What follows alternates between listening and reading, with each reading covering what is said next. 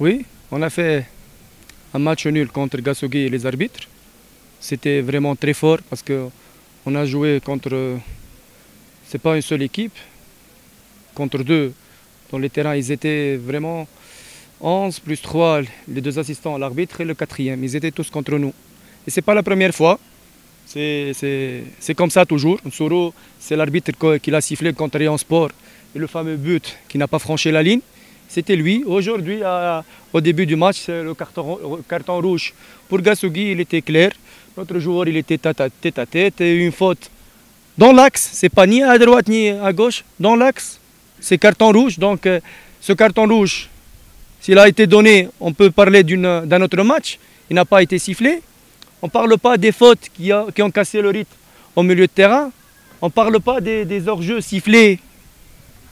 Je ne sais pas comment, parce que les assistants ici, toujours ils sont en retard, donc ils doivent travailler la condition physique pour arriver à temps avec le ballon. Ça, on l'a remarqué aussi depuis le match de Rayon qui était en retard, l'assistant.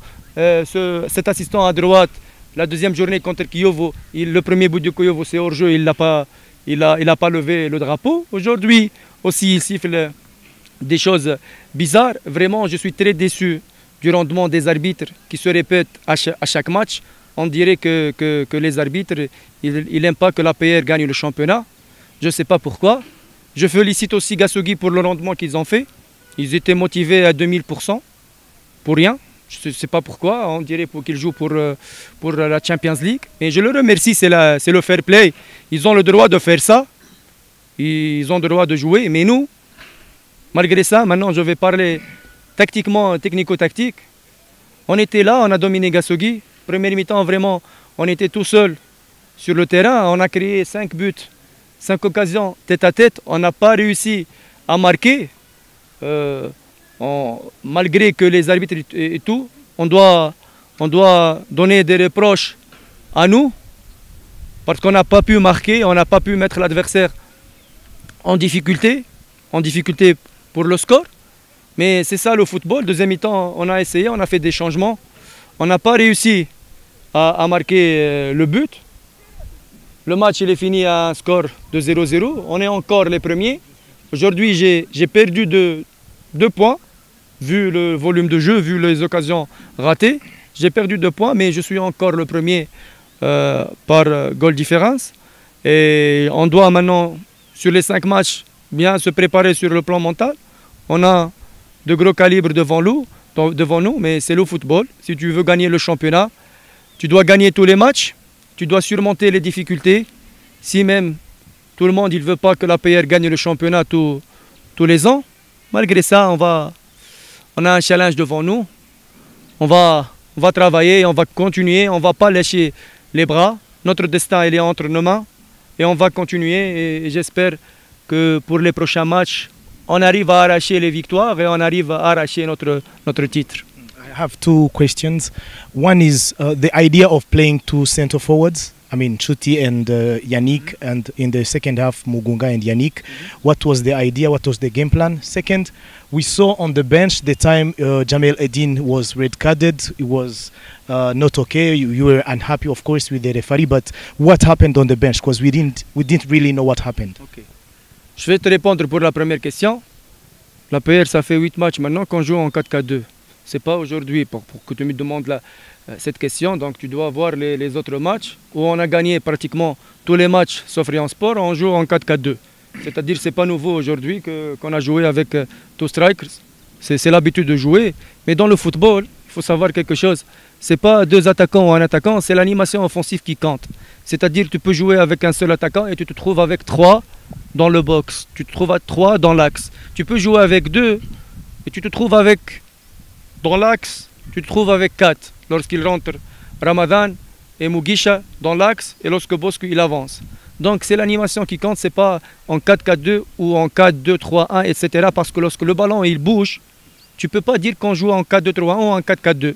Tu vas trouver des animations, tu vas trouver des doublements, des jeux à 2, jeux à 3. Donc tout ça va changer. Donc c'est l'animation qui compte. Pour mon assistant, chaque match, le 4e arbitre, il vient donner un carton jaune pour mon assistant. Pour rien du tout. Le dernier match, Le carton jaune, il a dit à la mi-temps, il fait l'échauffement. Tu dois sortir du terrain et puis tu dois revenir. Pour la première fois, je la vois. C'est rien, c'est-à-dire il vient pour lui. On est sorti tout le monde. Je vais faire à la mi-temps un changement. Le préparateur, il sort pour faire l'échauffement avec le joueur. Le quatrième, il sort. Il revient du vestiaire pour lui donner un carton jaune. Il n'y a rien. Le match d'avant, il était assis, il vient, il lui donne carton. Et j'étais sûr que ce match-là, ils vont lui donner le carton. Parce qu'à chaque match, ils lui donnent le carton. C'est injustifiable. C'est vraiment, c'est décevant de parler de ça. On est des êtres humains. Si tu me provoques, qu'est-ce que tu veux comment je réacte? Le quatrième arbitre, le temps qu'il a passé à côté de moi, là-bas, à côté du banc, plus que le temps qu'il a regardé la partie. Il n'a pas vu le match, le quatrième. Il était à côté de nous. Il était à côté de moi. Je l'ai répété 3 fois. Tu es en train de me disturber. Tu es en train de me faire perdre la concentration. Vraiment, il est à côté de moi. Il va pour le banc. Mais il ne va pas là-bas à droite. Il y a une pression. Il y a une équipe qui joue sous pression. Même toi, l'arbitre, tu dois préparer ton match sur le plan mental. Tu sais que l'équipe qui joue sous pression et l'équipe qui ne joue pas sous pression. Et tu dois être intelligent. Tu ne dois pas provoquer le staff technique. Tu ne dois pas provoquer les joueurs sur le banc. Tu ne dois pas provoquer le coach. Le quatrième, dès qu'il a commencé à nous provoquer. C'est pas logique ça. Jusqu'à quand? Jusqu'à quand on va continuer comme ça? Nous, on est toujours sages. On ne critique pas. On ne fait rien. Mais il y a des limites. Il y a des limites. Si tu me provoques à chaque fois, comment je vais réagir? Comment je vais réagir? Ici, l'assistant, il demande à l'arbitre, c'est touche pour nous, pour Gassogi. Il ne sait même pas. Le problème pour moi, c'est que les arbitres sont des internationaux. C'est pourquoi je suis en colère. Pour un arbitre qui débute, pas de problème. Mais pour un arbitre international qui est capable d'arbitrer des compétitions africaines, on peut l'appeler pour la Champions League, pour la CAF, pour des compétitions internationales d'équipe nationale. Donc tu dois avoir un niveau très haut. Mais pour moi, Nsoro, c'est la deuxième fois. Moi, comme ça, avec ce rendement-là, c'est pour la deuxième fois. C'est injustifiable. C'est injustifiable. Je demande ça. Je me demande, tous les matchs, pourquoi ils font ça? Des nouvelles concernant les absents du jour. Prince, ça faisait longtemps, et Claude, des nouvelles sur lui. Et aujourd'hui, on n'a pas vu Clément, des nouvelles sur lui aussi. Ok. On a des absences aujourd'hui, mais j'ai pas parlé des absences parce que nous, à l'APR, on a un effectif. Et le joueur qui porte le maillot de l'APR, il doit jouer, il doit faire l'affaire. Et aujourd'hui, les joueurs qui étaient présents, je suis content de leur rendement, que ce soit Placide et Younous, ils étaient parfaits. Ils ont fait un grand match face à un attaquant vraiment costaud de Gassogi qui maîtrise le jeu aérien et maîtrise les duels. Ils étaient bien appliqués, ils étaient là. Clément, il avait la malaria au début de la semaine, donc il est absent. Prince, il a des déchirures sur des ligaments de la cheville. Parfait. Il a eu un ligament croisé le match de Marine. Anicet, il a repris l'entraînement jeudi à cause d'une entorse de la cheville. Donc, c'est Claude, il a une petite fissure du ménisque du genou. Donc, il n'est pas à l'entraînement jusqu'à maintenant. On est en train d'attendre l'avis du chirurgien, soit qu'il va être opéré, soit qu'il va reprendre les entraînements avec les médicaments. Toutes ces absences-là n'argumentent pas le match nul d'aujourd'hui. Malgré les absences, on a fait un très bon match. On a raté des occasions. On n'a qu'à continuer à travailler, qu'à corriger nos erreurs, qu'à travailler devant le but, qu'à préparer sur le plan mental le match de Police et préparer le match de Kigali et les 3 autres matchs. Et on a notre destin entre nos mains. Et je vous jure, malgré tout, qu'on va faire le tout pour le tout. Et on a un challenge devant nous pour le championnat cette année. Vraiment, il est plus difficile qu'avant parce que tu joues contre plusieurs parties. Chaque match, vous créez pas mal des occasions, plus de 3 à 5 même.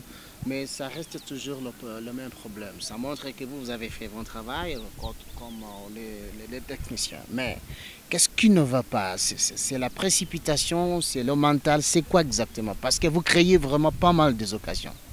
Oui. Last question. Oui, peut-être c'est la concentration devant le but parce que Première mi-temps, le filet il était vide pour Ramadan. C'est une question de concentration, comment il doit choisir et orienter son corps pour le mettre et ne pas se précipiter. Aussi pour Mugisha et pour Bosco, c'est une question de concentration et de faire la bonne décision. Et dans la surface de paration, c'est une question de décision, ce n'est pas une question de technique. Tu dois bien choisir le geste technique, tu dois être décisif devant le but. Parfois, tu marques 2, 3, 4, 5 buts. Parfois, tu n'es pas capable de marquer. On doit continuer à travailler. C'est la répétition à l'entraînement qui va nous aider.